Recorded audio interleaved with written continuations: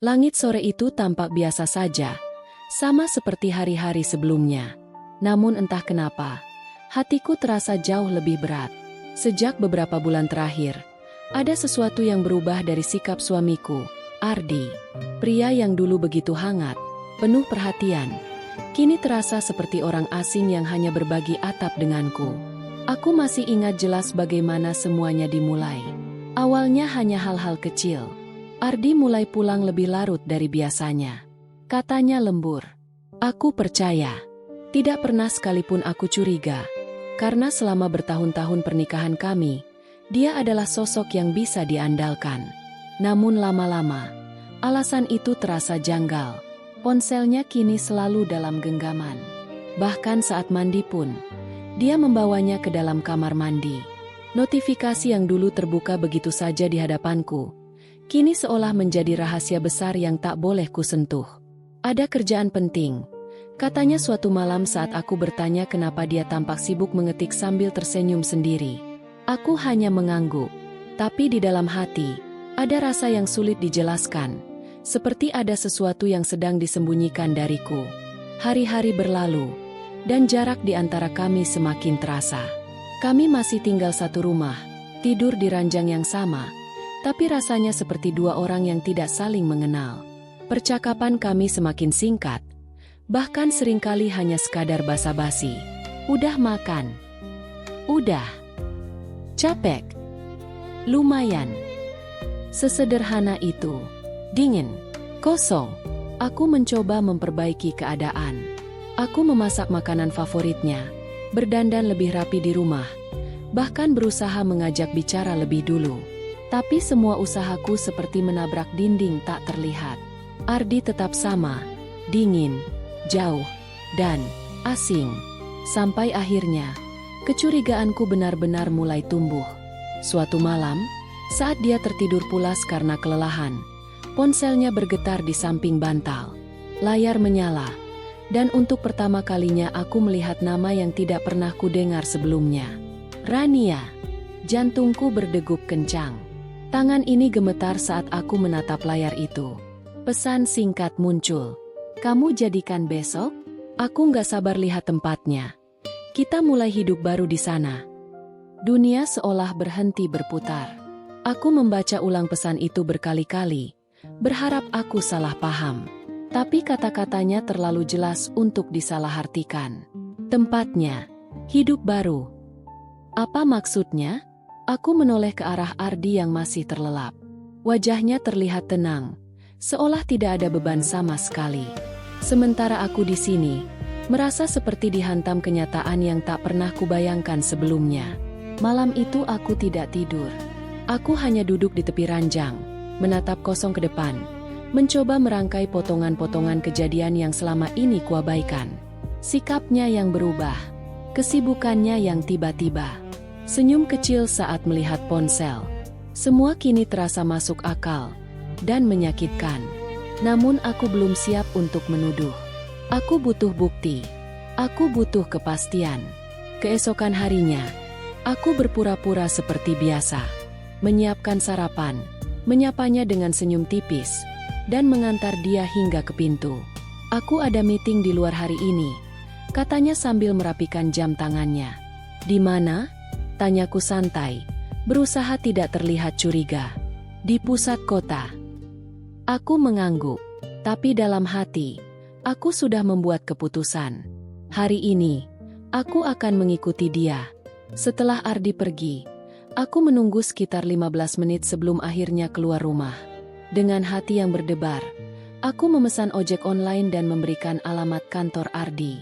Namun ternyata, Ardi tidak benar-benar pergi ke kantor. Dari kejauhan, aku melihat mobilnya berbelok ke arah yang berbeda, menuju kawasan apartemen mewah yang baru saja dibangun di pusat kota. Perasaanku semakin tidak enak. Aku meminta pengemudi untuk mengikuti mobil itu dari jarak yang aman. Tanganku dingin, napasku tidak teratur. Dalam benakku, berbagai kemungkinan buruk terus bermunculan. Dan semuanya terasa semakin nyata saat mobil Ardi berhenti di depan sebuah gedung apartemen yang megah. Dia keluar dari mobil. Dan dia tidak sendirian. Seorang wanita sudah menunggunya di sana. Wanita itu tampak cantik, muda, dengan penampilan yang sangat terawat. Senyum lebar menghiasi wajahnya saat melihat Ardi turun dari mobil. Dan yang membuat dadaku terasa sesak. Ardi membalas senyum itu dengan cara yang belum pernah lagi dia berikan padaku selama berbulan-bulan terakhir. Mereka berjalan berdampingan, begitu dekat. Seolah dunia hanya milik mereka berdua. Aku terpaku di tempat duduk. Tidak ada lagi yang perlu dijelaskan. Tidak ada lagi yang perlu dipastikan. Semua sudah jelas di depan mata. Tapi entah kenapa, aku tidak menangis. Yang ada hanya perasaan hampa. Kosong. Seolah hatiku sudah terlalu lelah untuk merasakan sakit. Bu, kita berhenti di sini. Tanya pengemudi. Aku tersadar. Iya, berhenti di sini saja. Aku turun perlahan, menatap gedung apartemen itu dengan tatapan yang sulit dijelaskan. Jadi ini, tempatnya. Tempat yang dia janjikan untuk hidup baru. Dengan wanita lain. Bukan denganku. Tanganku mengepal tanpa sadar. Selama ini aku berusaha menjadi istri yang baik. Setia, sabar, dan selalu mendukungnya dalam segala hal. Tapi ternyata, semua itu tidak cukup untuk membuatnya tetap bertahan. Aku menarik napas panjang. Kalau memang dia sudah memilih jalan ini, maka aku juga harus membuat keputusan. Dan keputusan itu tidak akan dia duga. Aku tidak akan menangis di hadapannya. Aku tidak akan memohon. Aku tidak akan mempertahankan seseorang yang dengan mudah mengkhianatiku. Kalau dia ingin memulai hidup baru, maka aku akan mengakhiri yang lama. Hari itu, untuk pertama kalinya dalam hidupku, aku melangkah masuk ke gedung apartemen itu, bukan sebagai istri yang ingin mempertahankan rumah tangganya, tapi sebagai wanita yang siap mengakhiri semuanya. Dan aku tahu, ini baru permulaan. Langkah kakiku terasa berat saat memasuki lobi apartemen itu. Aroma harum khas gedung baru langsung menyambut, bercampur dengan udara dingin dari pendingin ruangan yang menusuk kulit. Tempat ini terlihat begitu mewah. Lantai marmer mengilap, lampu gantung besar, dan petugas keamanan yang berdiri tegap di setiap sudut. Tempat yang sempurna untuk memulai kehidupan baru. Ironisnya, bukan denganku. Mataku menyapu ruangan, mencari sosok Ardi dan wanita itu. Tapi mereka sudah tidak terlihat. Kemungkinan besar mereka sudah naik ke atas. Aku berdiri diam sejenak, mencoba menenangkan diri. Aku harus tetap tenang, gumamku pelan. Kalau aku gegabah, semuanya bisa berantakan. Aku tidak datang ke sini untuk membuat keributan tanpa arah. Aku datang untuk memastikan, dan kalau perlu, mengakhiri. Aku berjalan ke arah meja resepsionis. Mbak, mau tanya, kalau ada tamu yang mau lihat unit apartemen, biasanya kemana ya? Tanyaku dengan suara setenang mungkin. Resepsionis itu tersenyum ramah. Oh, biasanya ke marketing galeri, Bu. Atau langsung ke lantai unit kalau sudah ada janji dengan agen. Agennya. Ulangku pelan. Berarti mereka memang sudah merencanakan ini. Bukan sekadar datang iseng. Kalau boleh tahu, tadi ada pasangan yang baru masuk. Laki-laki pakai kemeja biru, sama perempuan dress putih. Mereka kemana ya? Tanyaku lagi. Berusaha terdengar biasa saja. Resepsionis itu tampak berpikir sejenak. Oh iya, saya lihat tadi. Mereka naik ke lantai 18. Bu, katanya mau lihat unit tipe corner. Jantungku langsung berdegup lebih cepat. Lantai 18. Terima kasih, kataku singkat. Aku segera berjalan menuju lift. Setiap langkah terasa seperti menghantam dadaku sendiri. Semakin dekat aku dengan kebenaran, semakin berat rasanya. Lift terbuka. Aku masuk, menekan tombol angka 18. Di dalam lift yang sunyi itu, bayanganku sendiri terlihat di cermin. Wajahku tampak pucat, mataku lelah, tapi ada sesuatu yang berbeda. Aku bukan lagi wanita yang hanya menunggu dan berharap. Aku sudah melewati fase itu. Sekarang, aku hanya ingin kejelasan. Ding! Lift berhenti. Pintu terbuka perlahan, memperlihatkan lorong panjang dengan karpet tebal dan lampu temaram. Suasana di lantai itu terasa lebih sepi, lebih privat. Aku melangkah keluar, mencoba mengatur napas. Dari kejauhan, aku mulai mendengar suara. Tawa perempuan. Aku mengenali suara itu. Suara yang tadi kulihat di depan gedung. Wanita yang berdiri di samping suamiku. Langkah kakiku otomatis melambat. Aku mengikuti arah suara itu, hingga akhirnya aku melihat mereka.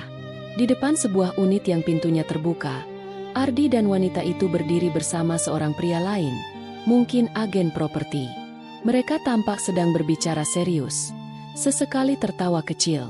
Unit ini salah satu yang paling favorit, Pak, kata agen itu. View-nya langsung ke kota, dan pencahayaannya bagus. Wanita itu masuk lebih dulu ke dalam unit, diikuti Ardi. Aku mendekat perlahan, berdiri di luar, cukup dekat untuk mendengar percakapan mereka, tapi tidak terlihat. Bagus banget. Suara wanita itu terdengar kagum. Aku suka yang ini. Aku menahan napas. Aku juga, jawab Ardi. Suara itu begitu lembut, begitu berbeda dengan cara dia berbicara padaku akhir-akhir ini. Kalau kamu suka, kita ambil saja. Lanjutnya. Kata-kata itu terasa seperti pisau yang menusuk langsung ke dadaku. Bukan, saya. Bukan, nanti saya pikirkan. Tapi kita, seolah mereka adalah pasangan sah yang sedang merencanakan masa depan bersama. Apa nggak terlalu cepat? Tanya wanita itu, meski nadanya terdengar lebih seperti menggoda. Ardi tertawa kecil. Enggak, aku sudah lama mikirin ini. Sudah lama. Berarti selama ini, saat aku masih berusaha memperbaiki hubungan kami, dia justru sedang merencanakan kehidupan baru dengan orang lain. Aku menutup mata sejenak. Sakitnya, tidak bisa lagi dijelaskan dengan kata-kata. Lagi pula, lanjut Ardi, aku mau kamu nyaman. Kita mulai dari tempat yang bagus. Wanita itu terdiam sejenak, lalu berkata pelan, kamu serius banget ya sama aku? Ardi tidak langsung menjawab, tapi kemudian, aku nggak main-main. Kalimat itu membuat tanganku gemetar. Dulu, kalimat yang sama pernah dia ucapkan padaku. Saat dia melamarku, saat dia berjanji akan menjagaku seumur hidup. Dan sekarang, dia mengulanginya pada wanita lain. Aku tidak tahu sejak kapan air mataku mulai jatuh. Aku berusaha menahannya. Tapi semuanya terasa terlalu berat. Namun di tengah rasa hancur itu, ada satu hal yang perlahan muncul. Kesadaran. Aku tidak bisa terus berdiri di sini, mendengar semua ini, dan tetap diam. Aku sudah melihat. Aku sudah mendengar. Bukti yang aku butuhkan. Sudah lebih dari cukup. Aku mengusap air mata dengan cepat. Menarik napas dalam-dalam. Sudah cukup aku menjadi penonton dalam cerita pengkhianatan ini. Perlahan, aku melangkah maju, mendekati pintu unit itu. Suara mereka masih terdengar jelas. Jadi, kita lanjut ke proses booking hari ini. Tanya agen. Bisa, jawab Ardi tanpa ragu. Langkahku berhenti tepat di depan pintu.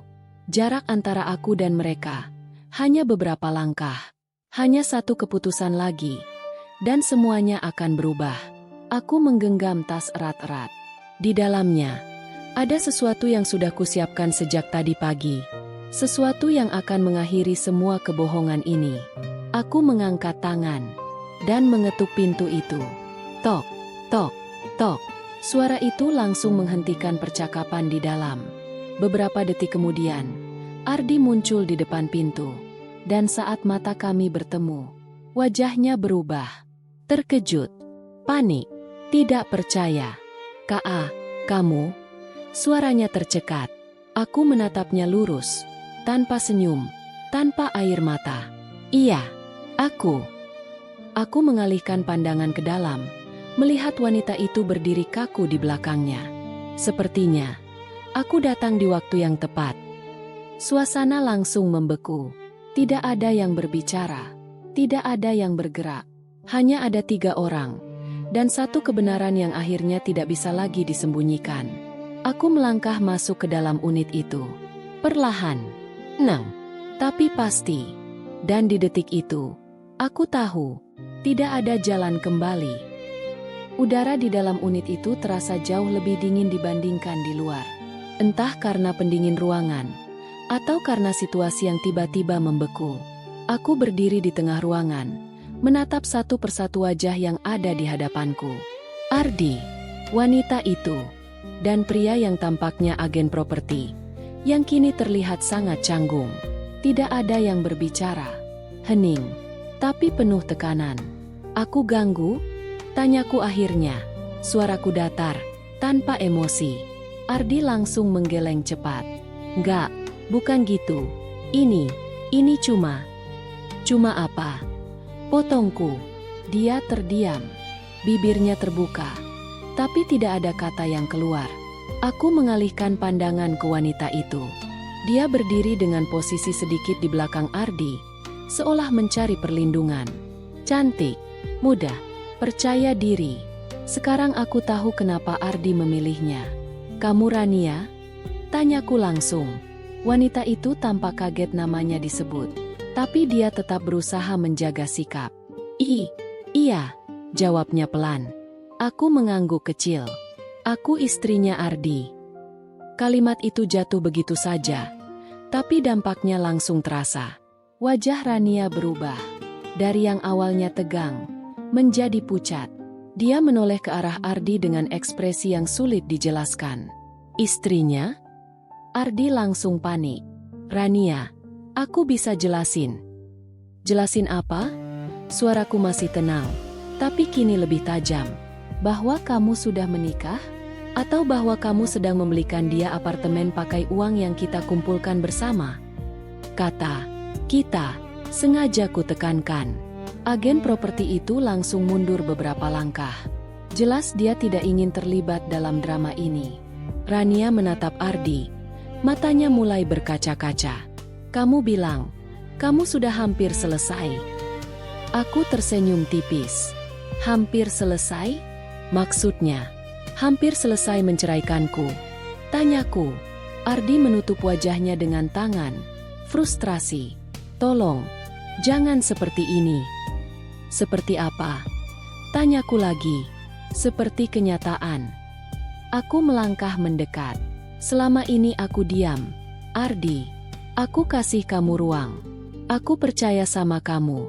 Tapi ternyata, di belakangku, kamu sudah sejauh ini. Rania terlihat semakin gelisah. Dia melangkah mundur sedikit. Kamu bohong sama aku. Katanya pelan ke arah Ardi. Ardi langsung mendekat padanya. Enggak, Rania, aku enggak bohong. Aku cuma belum sempat. Belum sempat apa? Potongku lagi. Belum sempat bilang kalau kamu masih tidur satu ranjang sama istrimu setiap malam. Kalimat itu membuat Rania langsung terdiam. Air matanya mulai jatuh. Untuk sesaat, aku melihat diriku sendiri di sana. Wanita yang percaya, yang berharap, yang akhirnya dikhianati. Tapi bedanya, aku tidak lagi berada di posisi itu. Aku sudah melewati fase itu. Sekarang, aku berdiri sebagai seseorang yang tahu kebenaran. Aku nggak tahu. Suara Rania bergetar. Aku benar-benar nggak tahu. Aku menatapnya lama. Dan untuk pertama kalinya sejak aku masuk ke ruangan ini, aku tidak merasa marah padanya. Yang bersalah di sini hanya satu orang. Aku menoleh ke arah Ardi. Dia nggak tahu, kan? Tanyaku. Ardi terdiam.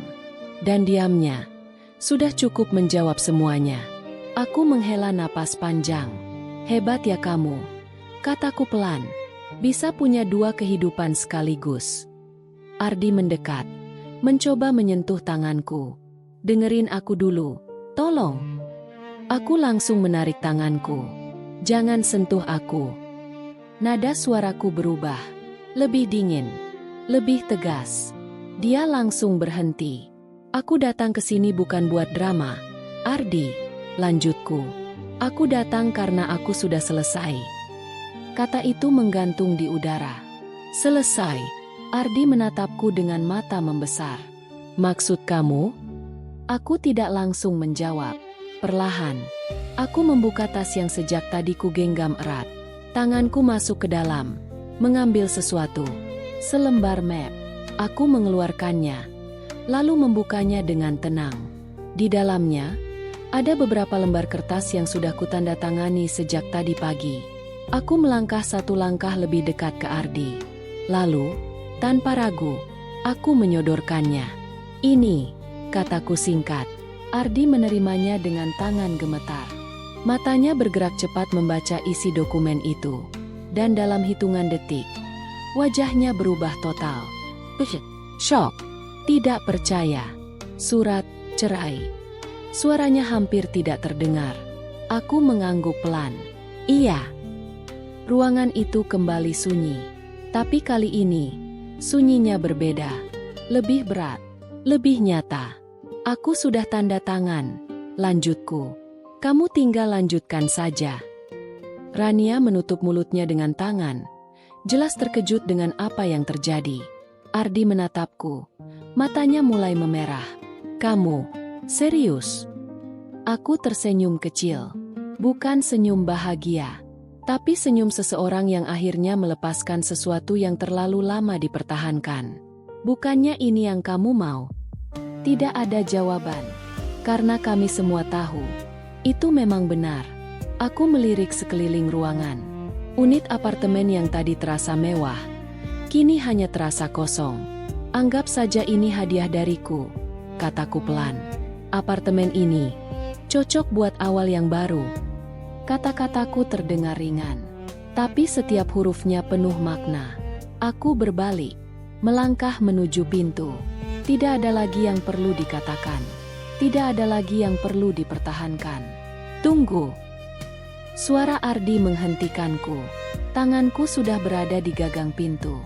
Aku berhenti, tapi tidak menoleh. Aku nggak mau cerai. Kalimat itu membuatku tersenyum pahit. Akhirnya, setelah semuanya sejauh ini, dia baru mengatakan itu. Aku menutup mata sejenak, lalu berkata pelan, sayangnya, aku mau. Dan tanpa menunggu jawabannya, aku membuka pintu itu dan pergi. Pintu unit itu tertutup di belakangku dengan suara yang menggema lembut. Langkah kakiku di lorong terasa berat. Tapi entah kenapa ada perasaan lega yang aneh di dalam dada. Aku tidak lagi terikat pada seseorang yang memilih untuk hidup dalam dua dunia, antara rumah tangga dan rahasia yang dia ciptakan sendiri. Aku menuruni lantai dengan lift. Setiap detik yang berlalu terasa seperti memecah belenggu yang selama ini membelengguku. Semua rasa sakit, pengkhianatan, dan ketidakpastian yang menumpuk selama berbulan-bulan akhirnya menemukan titik puncaknya. Di lobi, orang-orang masih sibuk dengan urusan mereka. Tidak ada yang tahu drama yang baru saja terjadi di lantai 18. Tidak ada yang akan tahu. Dunia tetap berjalan, tapi untukku, hidupku baru saja berubah selamanya. Aku menarik napas dalam-dalam, menatap langit sore dari jendela kaca lobi. Warna jingga keemasan perlahan menutupi kota. Seolah memberi pesan, bahwa setelah badai, selalu ada sinar yang menunggu. Dalam tas yang kugenggam erat, tersimpan surat cerai itu. Surat itu bukan sekadar kertas. Ini simbol kekuatan baru, keputusan yang selama ini kutunda. Simbol bahwa aku bisa melepaskan, tanpa harus merendahkan diri atau memohon. Langkah kakiku membawa aku keluar dari gedung apartemen itu. Di trotoar, udara segar menyentuh wajahku, dan aku merasakan sesuatu yang belum kurasakan sejak lama, kebebasan. Kebebasan dari rasa takut, dari pengkhianatan, dari keraguan yang menyesakkan. Aku mengeluarkan ponsel, menatap layar sejenak. Tidak ada pesan dari Ardi, tidak ada panggilan yang masuk. Dan aku tahu, aku tidak ingin ada. Aku tidak ingin responsnya menentukan kebahagiaanku lagi. Di taksi yang kunaiki untuk pulang, aku menatap jendela. Gedung apartemen itu kini terlihat jauh di belakang, megah tapi sepi. Aku tersenyum sendiri, senyum yang bukan karena bahagia, tapi karena aku tahu bahwa aku sudah memilih jalanku sendiri. Aku memikirkan Rania sejenak. Muda, polos, mungkin tidak tahu banyak tentang apa yang sebenarnya terjadi. Aku merasa kasihan padanya. Tapi aku juga sadar, hidupnya kini akan bersinggungan dengan pilihan Ardi, sama seperti hidupku pernah bersinggungan dengannya. Saat taksi melewati lampu-lampu jalan, aku menutup mata sejenak. Tidak ada air mata yang jatuh, hanya perasaan lega yang perlahan meresap. Akhir dari sebuah bab yang menyakitkan, tapi sekaligus awal dari sesuatu yang baru. Aku berbisik dalam hati, ini waktuku. Waktuku untuk mulai lagi, untuk menemukan kebahagiaan yang tulus, tanpa pengkhianatan, tanpa rahasia. Dan saat taksi itu melaju, aku tahu satu hal pasti, aku tidak akan pernah kembali ke masa lalu. Aku meninggalkan semua yang sakit, dan menatap masa depan yang aku tentukan sendiri. Langkah pertama telah kuambil, dan walau jalannya panjang, aku siap menempuhnya, dengan kepala tegak dan hati yang mulai pulih. Minggu pertama setelah aku menyerahkan surat cerai itu terasa seperti hidupku dijalankan dalam slow motion. Setiap hari, aku bangun dengan rasa lega yang aneh, tapi juga kehampaan yang sulit dijelaskan. Semua barang-barang Ardi sudah dipindahkan ke gudang sementara. Rumah yang dulu kami huni bersama kini terasa seperti panggung kosong yang menunggu kehidupan baru dariku sendiri. Pagi pertama aku bangun tanpa kehadirannya. Aku menatap langit di luar jendela kamar. Matahari mulai menembus tirai, menyinari ruangan yang dulu selalu terasa hangat karena kehadiran Ardi. Kini, kehangatan itu digantikan udara yang jernih dan sunyi. Aku mengambil napas panjang, menyadari bahwa kebebasan itu memang terasa pahit sekaligus manis. Aku membuka ponsel, hanya sekadar memastikan tidak ada pesan masuk. Tidak ada panggilan, tidak ada notifikasi. Dunia seolah mengizinkanku mulai dari awal, tanpa gangguan. Sekali lagi, aku tersenyum sendiri. Senyum yang muncul bukan karena aku bahagia sepenuhnya, tapi karena aku sadar, aku berhasil mengambil kendali atas hidupku sendiri. Hari itu aku memutuskan untuk berjalan-jalan ke pusat kota, menghirup udara segar dan membiarkan pikiranku berkelana. Setiap langkah terasa ringan, tapi setiap sudut kota seolah mengingatkanku pada Ardi, di mana kami dulu berjalan bersama, tertawa bersama, dan merencanakan masa depan yang kini sudah lenyap. Aku berhenti di sebuah taman kecil. Angin menyapu rambutku, dan suara burung terdengar riang, seperti mencoba menenangkan hatiku. Aku duduk di bangku, membuka tas, dan menatap dokumen perceraian itu sekali lagi. Di sana tertulis dengan tegas, perceraian disetujui. Tinta hitam itu terasa seperti penutup bab yang begitu nyata. Pikiranku tidak bisa berhenti pada satu hal, Ardi. Bagaimana reaksinya setelah aku pergi dari unit apartemen itu? Bagaimana perasaannya saat membaca tanda tangan di surat cerai? Aku tahu dia pasti syok, mungkin marah, mungkin menyesal. Tapi aku juga tahu, semua itu bukan lagi urusanku. Sore harinya, ponselku bergetar. Sebuah pesan dari nomor yang tidak aku simpan muncul di layar. Kamu sudah pergi.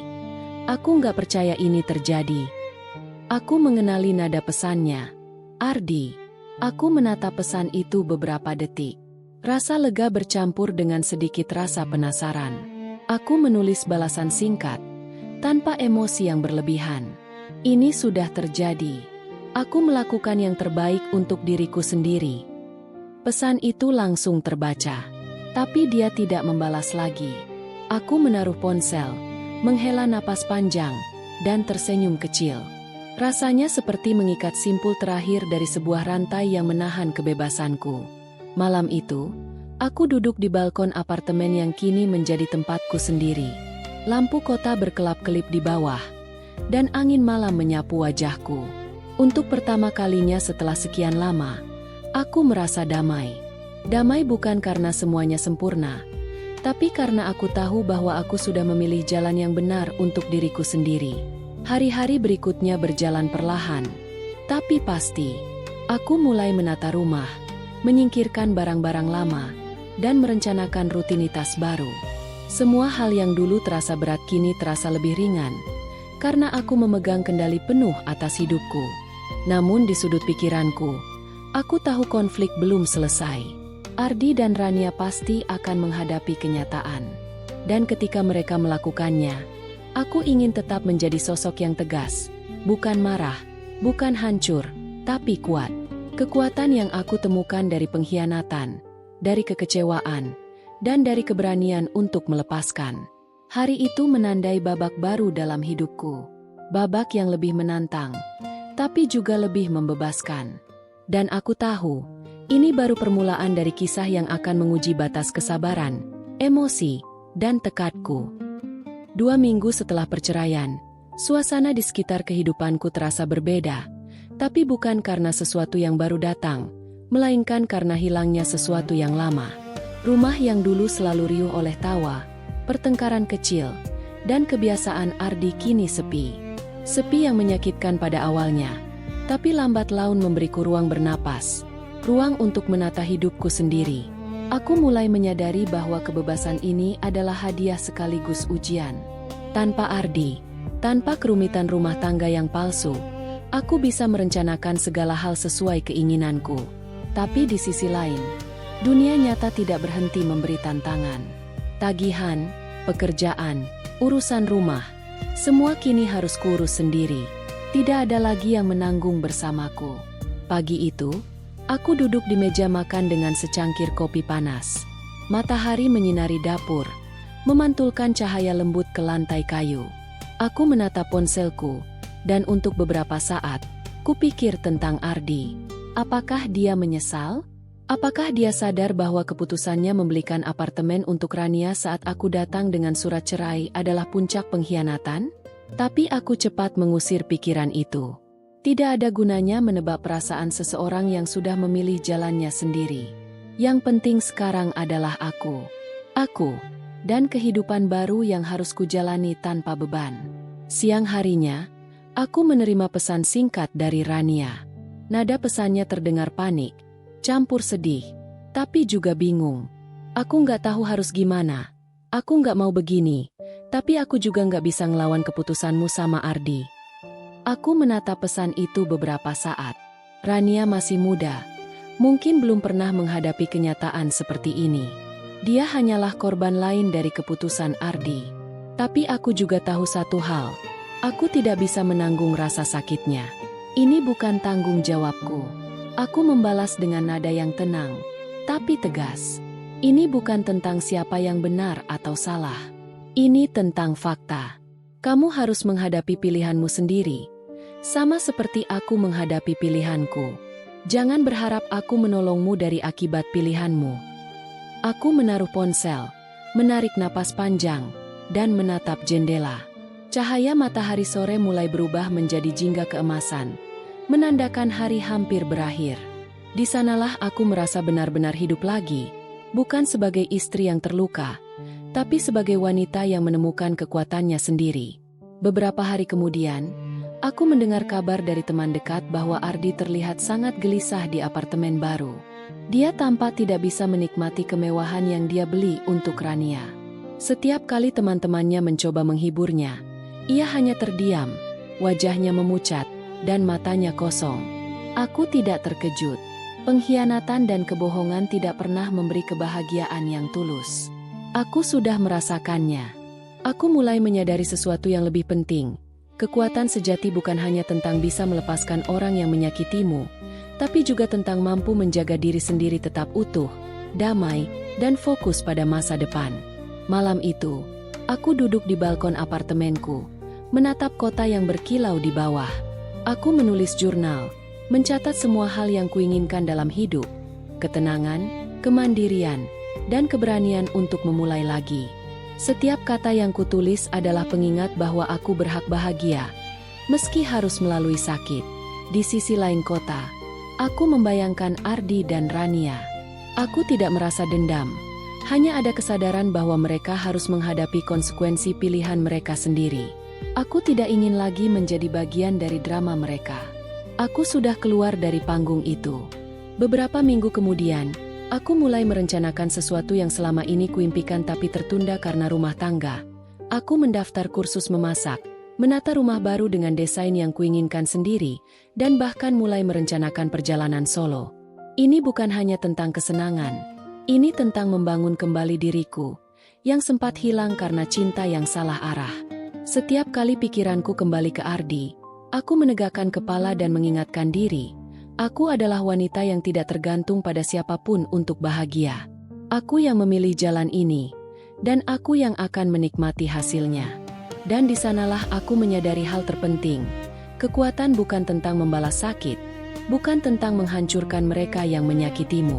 Kekuatan sejati adalah bisa bangkit, tetap tenang, dan berjalan dengan kepala tegak, meski dunia di sekitarmu tampak kacau. Beberapa minggu setelah perceraian, aku mulai merasakan perbedaan besar dalam hidupku. Setiap pagi, aku bangun dengan kebebasan yang nyata. Tidak ada lagi pertanyaan sepele tentang keberadaan Ardi. Tidak ada lagi rasa takut tentang kata-kata yang mungkin menyakiti. Aku mulai menata apartemenku sendiri, dari hal-hal kecil seperti dekorasi, hingga hal besar seperti mengatur keuangan tanpa bergantung pada siapapun. Namun dunia nyata tidak selalu ramah. Suatu hari, aku mendapat kabar dari teman dekat bahwa Rania datang ke kantor tempat Ardi bekerja, menanyakan tentang status apartemen yang sudah dibelinya. Nada suaranya terdengar bingung dan panik, seolah menyadari bahwa dia sedang memasuki situasi yang lebih rumit daripada yang dia bayangkan. Aku tersenyum tipis. Tidak karena aku senang melihatnya kesulitan, tapi karena aku tahu satu hal, dunia ini adil. Pilihan Ardi dan Rania kini memunculkan konsekuensinya sendiri, dan aku sudah berada di luar pusaran itu. Aku duduk di balkon apartemenku, memandang kota yang berkilau di malam hari. Lampu-lampu jalan membentuk pola seperti bintang yang jatuh ke bumi, dan angin malam menyapu wajahku. Aku merasakan kedamaian yang belum pernah kurasakan selama bertahun-tahun. Bukan karena kebahagiaan instan, tapi karena aku menemukan kekuatan untuk berdiri sendiri. Hari berikutnya, aku menerima telepon dari seorang teman lama, menanyakan apakah aku bersedia menghadiri acara komunitas bisnis kecil di pusat kota. Aku setuju. Selama ini aku jarang hadir, karena waktu dan energi terfokus pada rumah tangga. Kini, aku merasa ini adalah kesempatan untuk mulai membangun jaringan baru, membangun kehidupan baru yang bebas dari masa lalu. Di acara itu, aku bertemu banyak orang yang inspiratif, berbagi pengalaman, dan bahkan menerima tawaran untuk proyek kecil yang bisa mengembangkan keterampilanku. Untuk pertama kalinya dalam bertahun-tahun, aku merasa ada masa depan yang menunggu. Masa depan yang tidak ditentukan oleh orang lain, tetapi oleh diriku sendiri. Di sisi lain kota, Ardi tampak terjebak dalam apartemen yang baru dibelinya. Rania menatapnya dengan campuran perasaan. Marah, kecewa, bingung. Semua perencanaan mereka untuk hidup baru kini terasa rapuh. Ardi mencoba menenangkan dirinya, tapi wajahnya pucat, matanya kosong. Dunia yang dia bayangkan ternyata jauh dari kenyataan. Aku tidak merasa senang atas penderitaan mereka. Aku hanya merasa puas karena aku sudah keluar dari drama itu. Aku belajar satu hal penting. Kebahagiaan sejati tidak datang dari balas dendam atau mengintai kesalahan orang lain, tapi dari kemampuan untuk membangun hidup sendiri dengan penuh kesadaran. Malam itu, aku kembali ke apartemen. Aku duduk di sofa dengan secangkir teh hangat, membuka jurnalku, dan menulis rencana untuk minggu-minggu mendatang. Aku akan fokus pada pekerjaan, mengembangkan hobi, dan menjalin hubungan sosial yang sehat. Aku ingin hidupku sekarang bukan sekadar bertahan, tapi berkembang. Aku menatap jendela. Kota yang terlihat ramai di luar kini terasa berbeda. Ramai tapi tidak menakutkan. Ada peluang, ada kesempatan, ada kehidupan yang bisa aku bentuk sendiri. Dan untuk pertama kalinya, aku merasa benar-benar bebas dari masa lalu yang menyakitkan. Kekuatan yang aku temukan bukan datang dari menghancurkan mereka yang pernah menyakitiku, tapi dari kesadaran bahwa aku memiliki kendali atas hidupku sendiri. Dari keputusan yang sulit untuk melepaskan, hingga keberanian untuk menatap masa depan. Aku tersenyum tipis, menutup jurnalku, dan berbisik dalam hati. Ini hidupku. Aku yang menentukan, aku yang memilih, dan aku yang akan bahagia. Minggu-minggu berlalu, dan hidupku mulai menemukan ritme baru. Aku bangun setiap pagi dengan perasaan ringan, tidak lagi terbebani oleh kebohongan atau pengkhianatan. Suasana apartemenku kini hangat, bukan karena orang lain, Tapi karena aku memilih untuk menatanya sesuai dengan keinginanku sendiri. Pagi itu, aku duduk di balkon sambil menyesap kopi. Angin lembut mengibaskan rambutku, dan sinar matahari pagi menembus kaca jendela, menerangi ruangan. Aku memikirkan perjalanan panjang yang baru saja kulalui, mulai dari sakit hati, pengkhianatan, hingga keberanian untuk melepaskan. Semua itu terasa seperti babak yang sudah usai. Teleponku bergetar. Pesan masuk dari Rania. Kali ini nadanya berbeda, lebih tenang, tapi tetap canggung. Aku mulai mengerti sekarang. Terima kasih sudah jujur padaku. Aku tersenyum tipis. Tidak ada dendam, tidak ada kepahitan. Hanya ketenangan yang tulus. Aku menulis balasan singkat. Semoga kamu bisa belajar dari semua ini. Semoga hidupmu lebih baik. Sejak saat itu, aku tidak lagi menerima kabar tentang mereka. Tidak ada pesan, tidak ada panggilan, tidak ada gangguan. Dunia mereka tetap ada, tapi aku sudah berada di luar pusaran itu. Hari-hari berikutnya aku habiskan untuk membangun diriku sendiri. Aku mengikuti kursus memasak yang kuimpikan, menata rumah dengan desain yang selama ini hanya bisa kuimpikan, dan menjalin pertemanan baru yang sehat. Aku bahkan mulai merencanakan perjalanan solo, petualangan untuk mengenal diriku lebih dalam dan menantang batas kemampuan sendiri. Di kantor, rekan-rekanku mulai memperhatikan perubahan dalam diriku. Aku lebih percaya diri, lebih tenang, dan lebih fokus. Semua itu bukan karena aku mencoba menjadi orang lain, tapi karena aku akhirnya menemukan diriku sendiri, versi yang kuat, mandiri, dan tidak tergantung pada orang yang pernah mengkhianatiku. Suatu sore, aku duduk di taman dekat apartemenku, menatap anak-anak bermain, orang-orang tertawa, dan pasangan yang berjalan bergandengan tangan. Aku tersenyum sendiri. Hidup memang tidak selalu adil, tapi kebahagiaan sejati datang dari kemampuan untuk berdiri sendiri, memilih jalan sendiri, dan menikmati prosesnya. Aku menarik napas panjang, menutup mata sejenak, dan mengucapkan dalam hati, aku berhasil, aku bebas, dan hidupku adalah milikku sepenuhnya. Dalam sekejap, aku menyadari sesuatu yang penting. Selama ini aku fokus pada pengkhianatan, pada rasa sakit, pada orang yang salah. Tapi kini, aku fokus pada diriku sendiri, kebahagiaan, kedamaian, dan impian yang selama ini tertunda. Dan itu jauh lebih berharga daripada apapun yang pernah kumiliki bersama Ardi.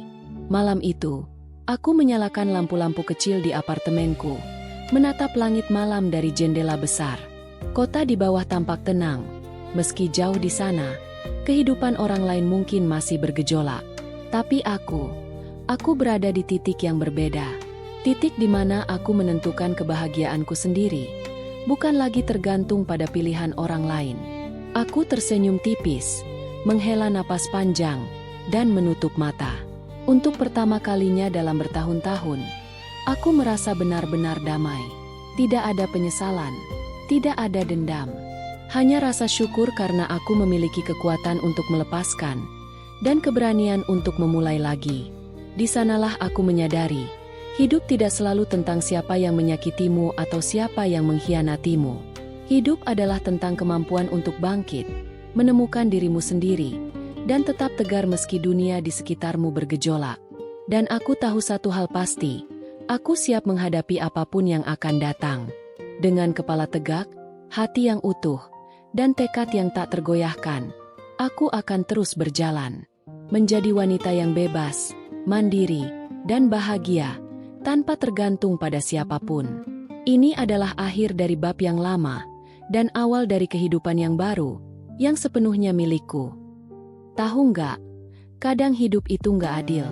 Kadang orang yang kita percaya justru mengkhianati kita. Tapi tahu apa yang paling penting? Cara kita bangkit. Aku belajar satu hal penting.